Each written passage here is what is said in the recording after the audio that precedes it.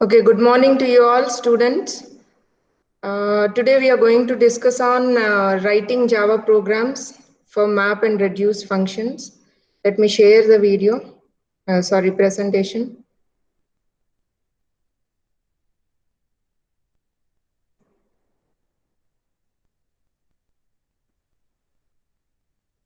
Can you see the presentation?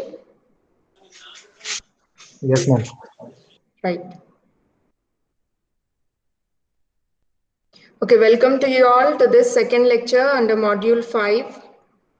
In the previous session, we have discussed what is MapReduce, how it is used for parallel processing, and word count example has been discussed, which will give you a quick orientation of what exactly a MapReduce program does, and analyzing weather data set from NCDC, that is National Climatic Data Center. Under this, we have seen how to analyze that weather data set using Unix tools and what problems we encounter. Problems like dividing the data into smaller chunks or consolidating the data given by different processes and working on limited processing. And if you include more number of machines to increase the processing power, then how coordination and reliability problems pitch in and how to resolve them by using MapReduce for analysis, right? And the data flow under MapReduce, how exactly the input splits are done and given to the map task, where the map task gives the output as key value pairs, which are further processed by the MapReduce framework and further given to reduce task in order to get all the results consolidated and give a finalized result. Okay, that these things have been discussed in the previous session, and in today's class we are going to see the Java code, how we can exactly write map and reduce functions using the Java code, and how we can use that to analyze NCDC weather data set. Now, having run through how the MapReduce program actually works, the next step is to express it in the form of code. So we need three things here. In order to parallelly process this weather data set, we need three things. One is the map function, then the reduce function, and some code to run the job.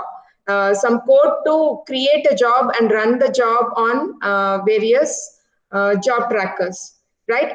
So in the previous class, we have seen how that weather data set is represented after refining it into the form of keys and value pairs, which can be given as input to the map function. In this, we have seen that this key value is the offset of this entire record in that data set. That is where that record actually begins, right? In the second input split, you can see that the next record started from offset 106 and the third record started from offset 212. Okay, and in this, most of the data is irrelevant to us. We mainly focus on what is the year, and in that year, what is the maximum temperature that is recorded at various weather stations by the sensors deployed there. In that, here I have highlighted the year, that is 1950 in this case, and this is the temperature followed by the quality code. The temperature is in bold followed by the quality code. So this symbol here indicates whether it is a higher temperature, and negative codes indicates lower temperatures. Okay. So in this case, it is plus 22 followed by quality code 1, which indicates that the data captured is error-free. That is the quality code for that measurement. In this case, it is minus 11 followed by the quality code 1, indicating it is error-free capture of the data. Right? In this case, it is plus 111, and in the last input split, it is plus 78. Okay, so these are the key value pairs that are given as input to the map function. Now let us see how we can use Java code to write this mapper and reducer classes. Okay, I'll explain you each and every part of this code, and immediately you can raise your doubts if you have. Let us not wait till the end of the session. Let us make it interactive so that immediately when you get some doubts, you can ask me here itself. I'll explain you once again. Okay.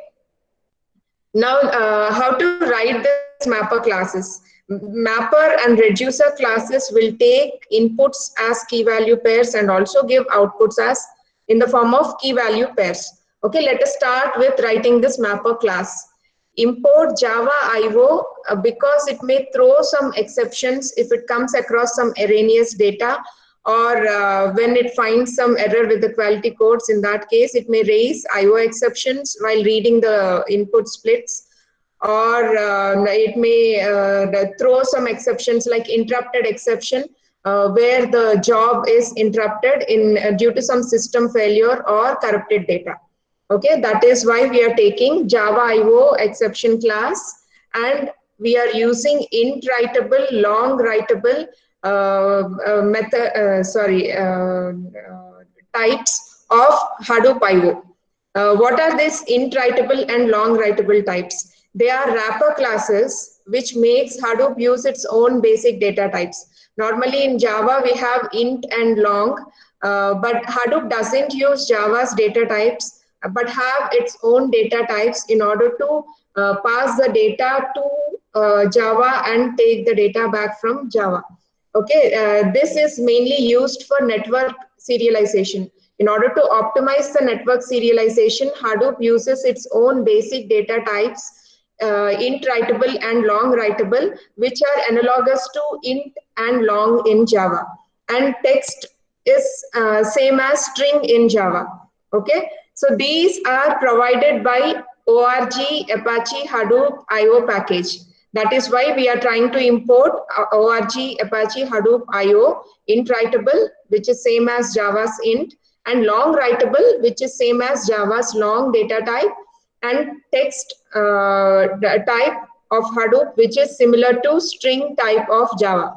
Okay, and we are also importing MapReduce's mapper class. This is the super class which we actually extend and customize it according to our current application requirements. So import org Apache Hadoop dot MapReduce dot mapper. So this is the super class from which we extend our customizable classes. Now in this case, our class name is max temperature mapper. Public class max temperature mapper, which is extending the mapper class. That is what is indicated here. And it is having a generalized template which accepts key and value pair as input. In this case, the key is long writable because you may have higher file offsets. That is why you're taking the first key as long writable and the value type as text. Okay, in this case, the input split, that is this entire thing is taken as text. This is taken as long writable and this entire thing is taken as text. Okay, so we are using the template having 4 parameters here, generic template, where the key is represented by long writable and the value is represented by text. And again, it gives the output as text and int writable. In this case, we are having here year, which is the key that will be the output of this mapper class, and this is the temperature captured. That is the temperature captured in that particular year, that is represented by int writable. Okay. Now we are also declaring a static value here, a constant value missing, which should take the value 9999. Okay, so any missing value will be represented by this 9999. Now you're actually trying to define the map function that is declared in this mapper superclass. I'm repeating again, we are trying to define the map function that is already declared in this mapper superclass. Okay, so whenever you want to write the mapper classes and map functions, you can customize it by actually redefining it, which is already declared in the mapper class. Now, public void map, you're taking the key value as long writable, that is the year. Sorry, that is the offset, and the text, the value as text, which is the input split, what I showed in the previous slide. So this is the offset and this is the input split. And we also have a context parameter. Understand this carefully. A context parameter will help to pass information between different objects, right? Rather than passing the objects themselves, you can use the context object in order to pass the information between the objects. So it carries the context of the mapper class to the reducer class, and it carries the context of reducer class to display it output to the client. So this context is like a box into which you pack all the output and pass it on to the next class. And this method, this map method, throws IO exception in case while it is reading or writing the data, and interrupted exception when it is performing the task. If any interruption occurs, then it has to be handled automatically, right? That is why we are making the function, we are making this method throw IO exception and interrupted exception. Now see the next line, we are declaring a string variable line which actually converts the value, that is the input split, to string format, right? In this case, this entire thing is the input split, which will be converted to the string format by using toString method.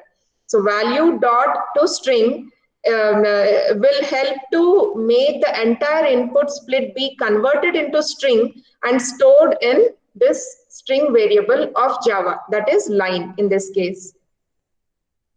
Now next variable is for year, string year. You're trying to create a string variable year where you're extracting that data from the input split. So you're using the substring method on the line variable. This line variable contains this entire data, right? From this entire data, you're trying to apply the substring method to select only characters from a specific index value to a specific index value, which indicates year, and again a specific index value to other specific index value, which gives us the temperature measurement. Now in this case, you're using substring on the line, substring method on the line, so that line dot substring take the value which is starting from index value 15 till 19. So 15, 16, 17, 18. 4 characters which indicates the year is taken, extracted, and it is stored in the string variable year, right? Now you are also declaring another variable to take the A temperature from the input split, that is of integer type. Now if line dot use a character at method, if the line dot character at 87 is equal to plus, means in this input split you are trying to locate this particular character. Now if character at 87 is equal to plus, in that case you read the temperature only from the 88th index location, means you're trying to neglect that plus value. Okay, this has been given like a small joke that parsin doesn't like leading plus signs. Okay, whenever the temperature value is preceded by plus symbol, then you're trying to omit it and read the temperature only from the 88th index location to 92nd index location, right? So integer parseInt. So whatever is the substring value from this location to this location, get that from the line variable, get that from the entire input string, and parse it into integer and store it in the A temperature. Why you're passing it into integer? Temperature values have to be compared in order to identify the maximum temperature recorded in that particular year. For that, you are trying to convert that temperature from string to integer by using integer parseInt, and you're storing that in A temperature. Now else part, if you're not encountering any plus symbol, In that case, you can directly read the substring from 82nd index location itself till 92nd index location and parse that and store it in the A temperature, right? In this case, if there is a plus symbol, it just reads 0, 0. But if there is a minus symbol, still it neglects that and reads only 11, 11. Only 11 as the A temperature, right? It doesn't read this part. This is the 92nd location, which indicates the quality code. That is not read. That is checked in the later steps. Okay. So that is how we extract the A temperature from the input splits and store it in the A temperature variable. Now, in order to get the quality code, you create a string variable quality, and from the input split stored in line, apply the substring method, and you take the quality code that is at the index location 92. If the quality code is 1, then it says that recording of that temperature is error-free. Recording of that data is error-free. So if A temperature, we have some conditions to be checked here. If A temperature is not equal to missing, that is not equal to this, and quality dot matches any of these values, right? We are giving a pattern here. If the quality code matches with any of these numbers 0, 1, 4, 5, 9, it indicates that the data captured is error free, as I said before, right? But not only compared with 1, it is also comparing with other values specified in this pattern. Now, if both these are true, then only we can record that value. Then only we can actually take the value into consideration.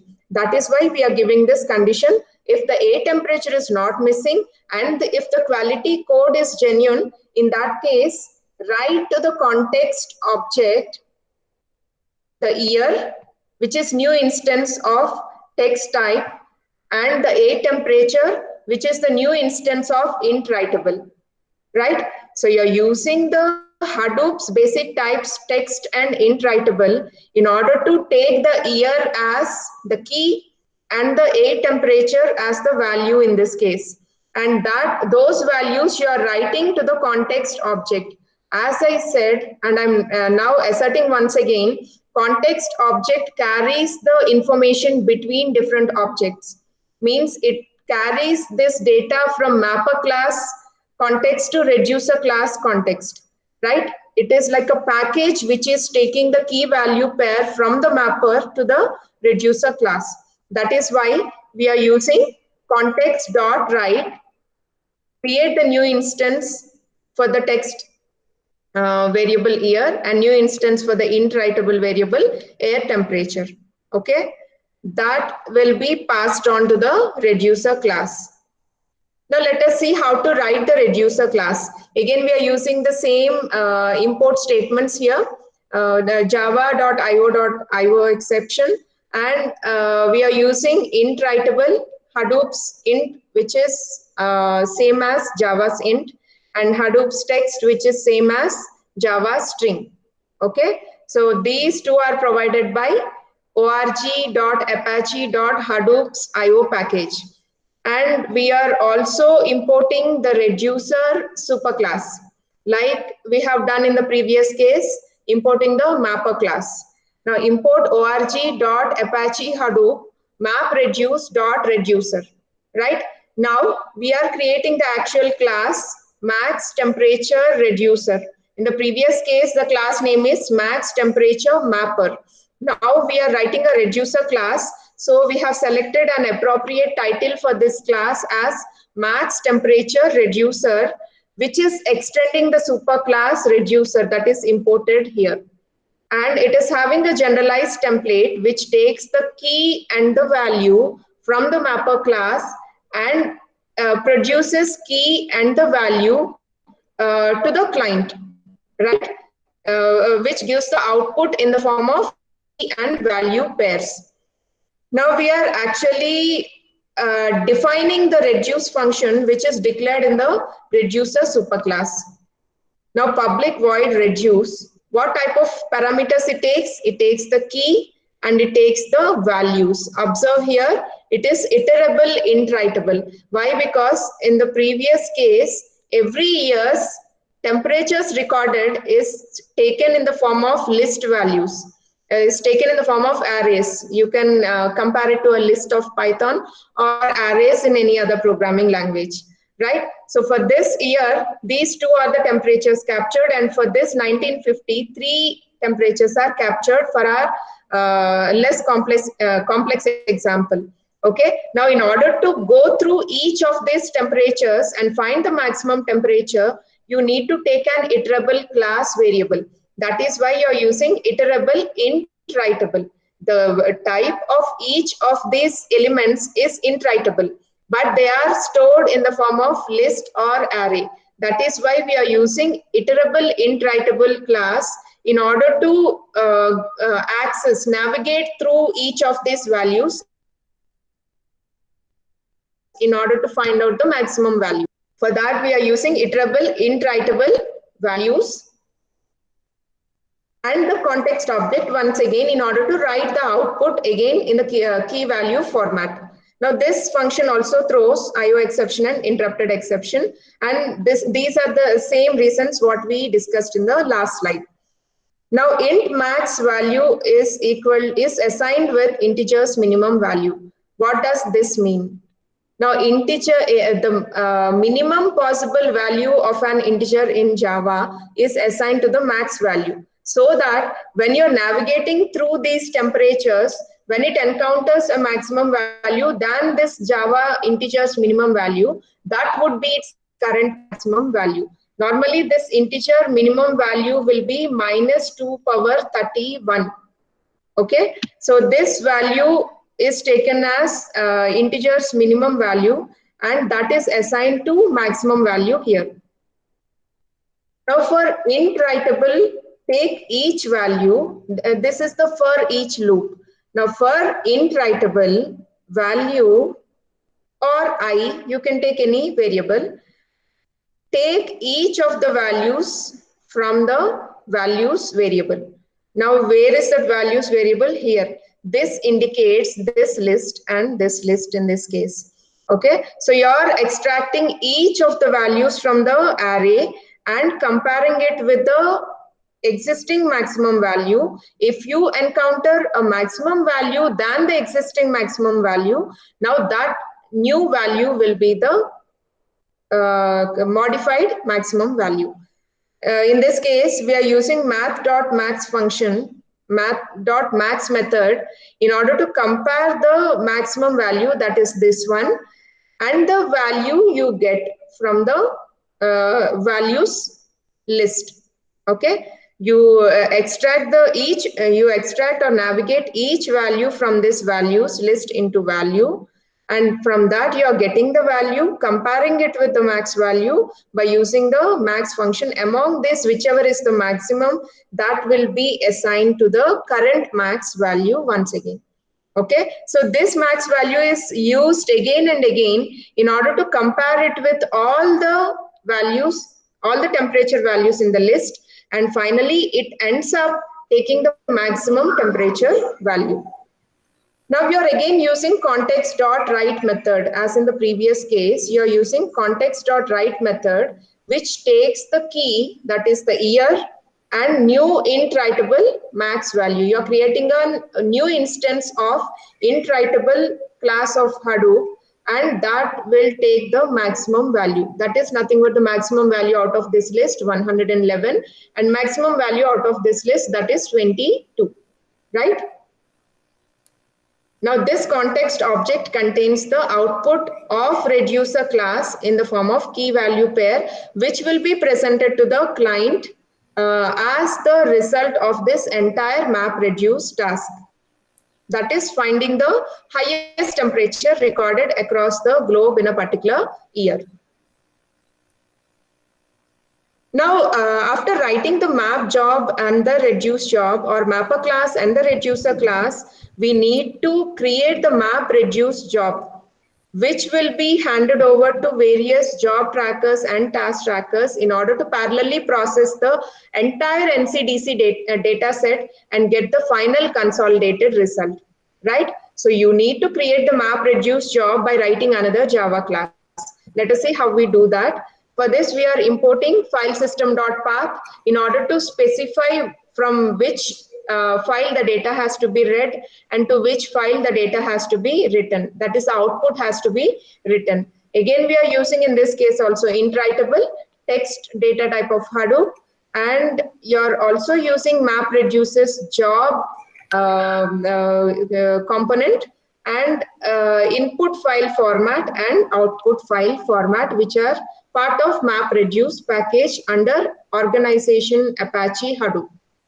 Okay, now what is the class name we have given here? Max temperature, because it is trying to calculate the maximum temperature recorded in a particular year. Now, because this is your main class, this should contain the main function, public static void main. You know the syntax, right? Throws exception. And see here, if args.length is not equal to 2, in this case, when you're actually invoking this, when you're running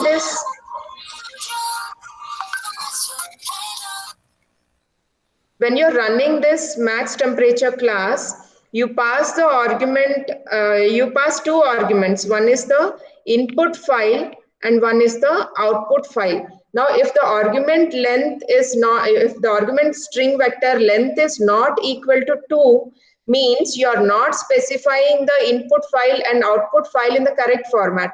In that case, you raise system error and print usage of max temperature class should be in this way, giving the input path and the output path. You're suggesting the user that the running of this max temperature program should be by passing an input path and the output path in this specific format, right? And it just exits that run by using -1 code. Okay, but if everything is passed properly, all the command line arguments are passed properly, that is the input file and the output file, then what happens? What we exactly have to do?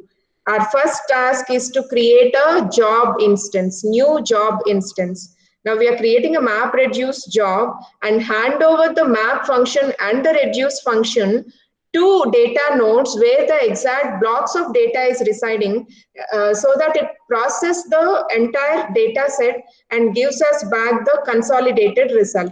For that, we need to pack this entire task into a job and designate it with some name. That is why first we are creating the job instance. Here the new job instance is created, and to this job instance is used to invoke the set jar by class method.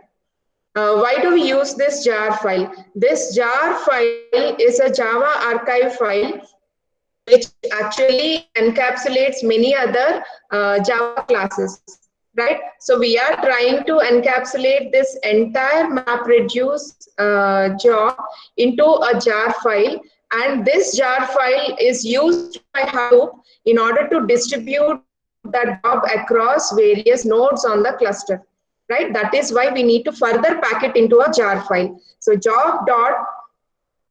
job.set jar by class. Which class you are using? Max temperature dot class. That is this class name you are using in order to create the jar file. And we can also set the job's name in order to identify, because this is not the only job that runs on the HDFS cluster, right? Lots of other jobs also will be running. So in order to know the status of running of our present job, we need to identify it with some name. So in this case, we are giving the name max temperature. So you're using job.set job name in order to give a name to this current job.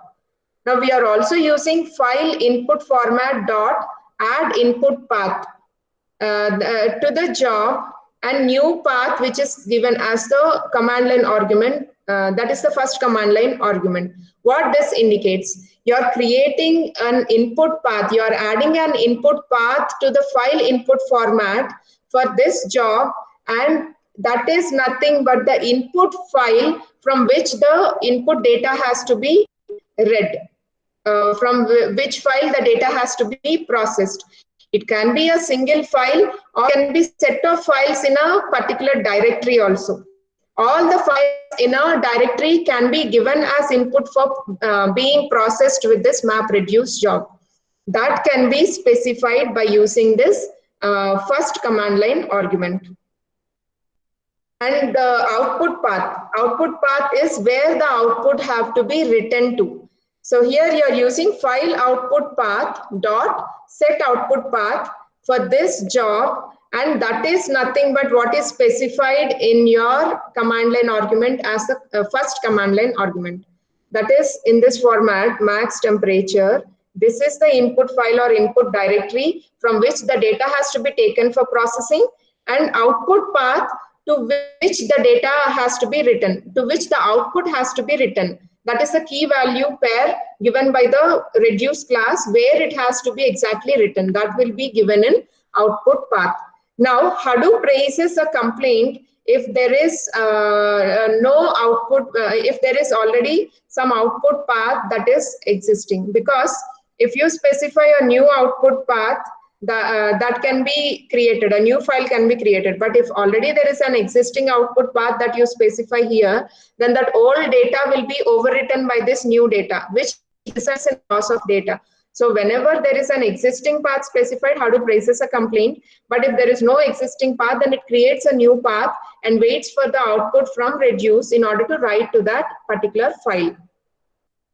Now the next step is encapsulating this map class and reducer class by using job object. Job dot set the mapper class. What is your mapper class you are using here? Max temperature mapper dot class. That is this class what you created, what you have written code for, right?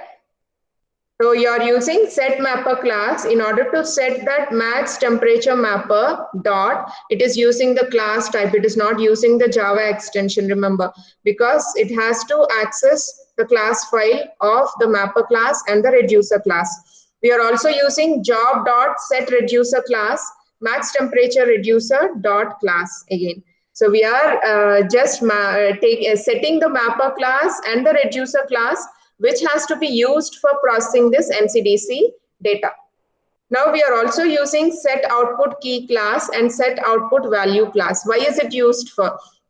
In this case, we are using the same default text string data type and the integer data type. But sometimes your key value input for the reducer class may be different, and the output it gives as key value may be different. In that cases, we have to explicitly set the output key class and the output value class. Okay, in this case, we are setting the output key class of this job to text dot class, which indicates the year, and job dot set output value class, which indicates as which is the highest temperature of type integer, right? So we are expecting some output like this. This is the text class and the temperature recorded in that particular year, that is the int writable class. Once again, I'm repeating, if the key written is in the text format. Remember, 1950 is treated as not a numeric value, but it is treated as a key value. That is why we are trying to define it as the text class of Hadoop data type, right? So we are using for this 1950 text dot class and the maximum temperature recorded in that year as the integer value, int writable dot class. Okay. Now finally, we will hand over this entire job to Hadoop and wait for completion. That we do by calling wait for completion method. Now this job has the mapper class, the reducer class, and what types of values it evolves with as output. All these are packed in this job, and this job object is used to call the method wait for completion, which takes the parameter as a verbose flag, that is true or false. It waits for, which actually writes the status of that MapReduce task to the say standard output, right? So when it is writing that, when it sees true, then it indicates that the entire task is complete, the job is complete. So this is converted into Boolean values 0 and 1. Now job dot wait for completion, if it encounters true, then it returns 0, which indicates task completion. Otherwise, it indicates 1, which says that the job is still running. So that is transformed into Java's exit code and given as system.exit, right? So by seeing the status of running of this job, the job will be concluded. Right, in the next coming sessions, we'll see how we can scale out this MapReduce task, because so far we have written code or understood the processing only with respect to a pseudo distributed mode. Means the processing is running only on a single machine. But when you start running this processing on multiple machines, when you try to scale out, how exactly it is performed. And also about combiner functions, how the key value pairs will be reduced or combined in order to minimize the data transfer between the data nodes. How these combiner functions will be useful in minimizing or reducing the size of data in order to transfer between various nodes. Those will be handled in the next class.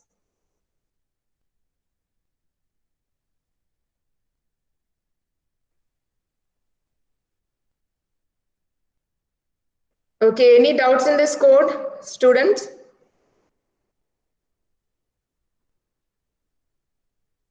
No, ma'am. Is it very clear? Yes, ma'am. Okay, I'm glad. Okay, then we'll meet in the next class. Bye.